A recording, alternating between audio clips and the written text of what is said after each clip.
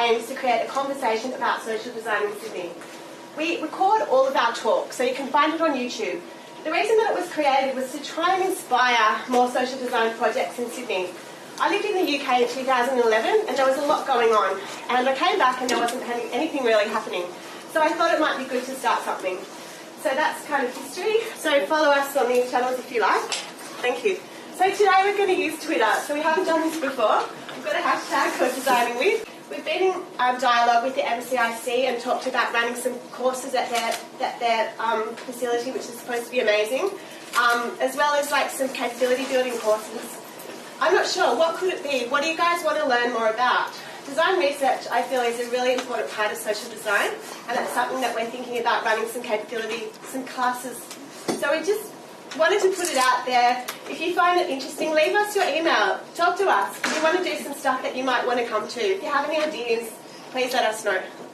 The first thing, it's a very short intro because we've got some really great speakers. But what's social design? So, sorry, I'll do the science.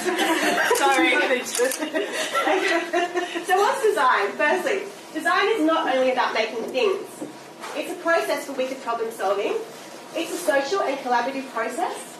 It's about generating possibilities, and it's human-centred. Social design is design that is directed first and foremost to human needs. At the crux of social design is the idea about designing with, not designing for people, about speaking to the different stakeholders and understanding the context of their lives and what would work for them. Too often decisions are made in isolation from speaking to the people that the services are designed for, and that can be very challenging.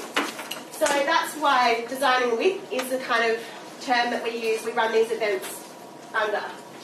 So, social design is a design research approach, and Dan is going to talk a little bit about what is design research. Often you see the big flashy prototypes coming out of things. You maybe see the ideas coming out, you see the ethnography. But when you go right back and you talk to people, what the pain points, not just, I want to have more resilient communities or I want to have more social inclusion, but actually how does that feel? And if you're struggling with your rent, if you're struggling with addiction, how does that really feel? So tonight we're jumping right back towards the pain points. And, in a way it's already in the word that social design is basically a sort of blending of a lot of design techniques, a lot of service design, but also the social is not just a nice sort of add-on, but it's there's a lot around from that you learn from the social sciences, especially around anthropology, especially around a whole bunch of around behavioral science and psychology that we draw from there. Tonight we're going to go right back to the first step. And design research is maybe a bit different than a lot of the social research has happened. It's not just reports. It can look in lots of different ways. It can be more like exhibition. It can be over a cup of tea. It doesn't have to be like a polished sort of black and white report necessarily. And I mentioned the first step is often sort of overlooked. Is actually going out. So not people. Tonight we invited people over here. To people's living room, wherever they hang on, to the bus stop. And often the outreach is really the hardest part, to not just have the usual suspects there, but people who usually don't want to have anything to do with services or don't want to have anything to do with government or anything. So the outreach is the really critical part. So PROBES is another methodology that the guys from the Justice Department are going to share today. It's a way of sort of understanding how people view their own worlds, and we often give people kits, they take photos and then make things to try and express their viewpoint, and it helps us understand what are their implicit needs. If you put them in a room and ask them what their pain points are or what they want or what they need, they probably can't tell you. But through these kinds of creative activities, we can really understand more about the context of their lives. Yeah, and when you go out, it's not just sort of sucking up everything from people to tell you, but also making things and sometimes observing very keenly, what does a budgie in a cage tell you about someone's life and what they like or dislike.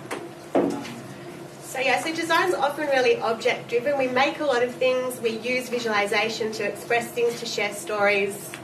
And shadowing is another thing that we do.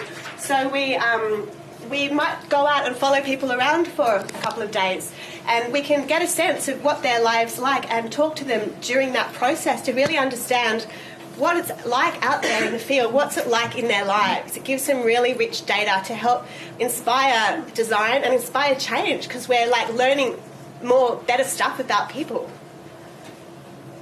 And usually in the prototyping phase, you come up with a new service or a new way of running a service. But even in the research phase, you can, to test out what people would like ideally, you can still mock up, even on little business cards, what's the kind of things you would like to have in your life, and get at it that really, there's some people call it a latent thinking, so it's not very in the front of mind, but very in the back of mind, and getting at the latent thinking of people as well with these little business cards as a mock-up.